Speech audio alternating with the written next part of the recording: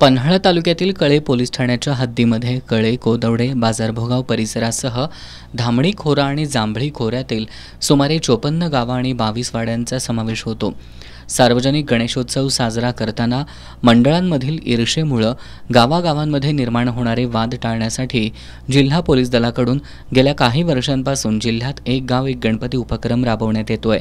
कळे पोलीस ठाण्याच्या हद्दीतील 32 गावांमध्ये हा उपक्रम राबवण्यात येतोय। यावर्षी सहाय्यक पोलीस निरीक्षक रणजित पाटील यांनी गावागावांमध्ये बैठका घेत तरुणांना साऊंड सिस्टीम मुक्त गणेशोत्सव साजरा करण्याचं आवाहन केलं। या आवाहनाला सुद्धा चांगला प्रतिसाद मिळाला आहे। पन्हाळा तालुक्यातील माजनाळ या गावानं तब्बल 46 वर्ष एक गाव एक गणपती उपक्रम राबवत सातत्य ठेवलंय।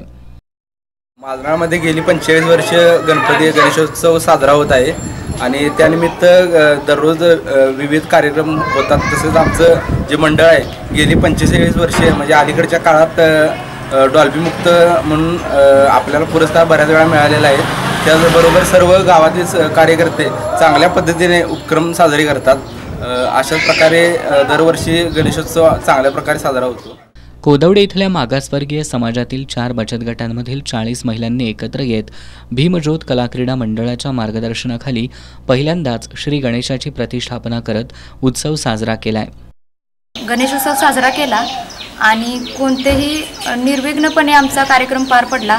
त्यामध्ये आमच्या महिलांचे भजन असू देत, झिम्मा-फुगडीचा कार्यक्रम असा कार्यक्रम आम्ही साजरे केले, ते निर्विघ्नपणे पार पडलेत। या उत्सवाच्या यशस्वीतेसाठी सखी महिला बचत गटाच्या छाया कांबळे, राधिका कांबळे, भरारी महिला बचत गटाच्या विद्या कांबळे, अनिता कांबळे, पंचशील महिला बचत गटाच्या आरती कांबळे, मनीषा कांबळे, संयुक्त महिला बचत गटाच्या प्रतिभा कांबळे, साक्षी कांबळे यांच्यासह बचत गटाच्या इतर सदस्यांनी परिश्रम घेतले।